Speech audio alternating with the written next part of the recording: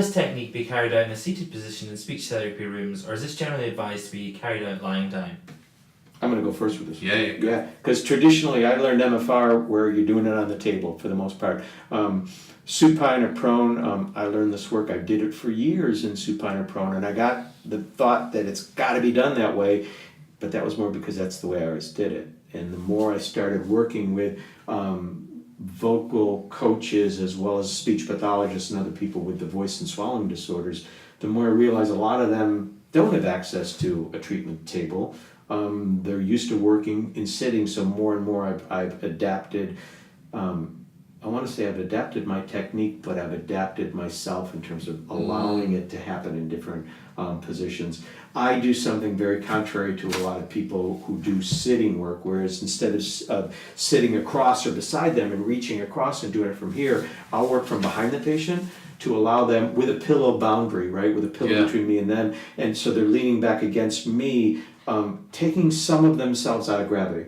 Okay, I'm behind them so they can't see me from a safety perspective, and I can't see their nonverbals, which are huge to me. So we work with a full-length mirror in front of us, but I love working behind them where they're relaxed against that pillow, which is up against me, taking a little bit of gravity out of the system and eventually working into gravity.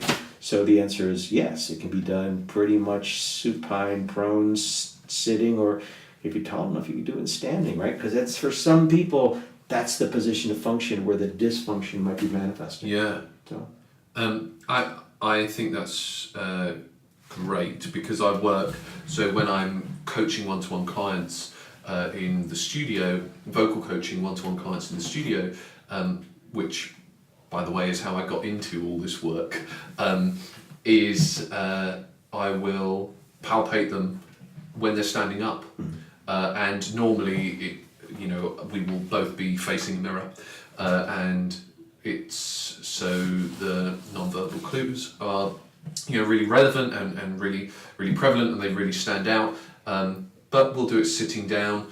I don't have. I operate out of two voice studios. One of them has a treatment couch in it, along with the piano and so on, and the other one doesn't. So I am limited in terms of my treatment protocol that I can do.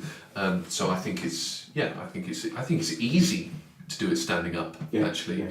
And I think as well, it takes out that whole kind of, okay, I'm sitting down, I'm going to receive some healing or something like that. I think it becomes more practical. Yeah, I also think the power dynamics is important too, that in terms of the dominant and submissive partnership that it ends up, or lack of partnership, right, where we're standing over them, they're laying down as the receiver, which for most people is not a problem, but we don't know our patients' histories, right? And you don't know what you might be triggering by hovering over them as the treater. And I love to have that sense of equality and negotiation in the therapeutic setting.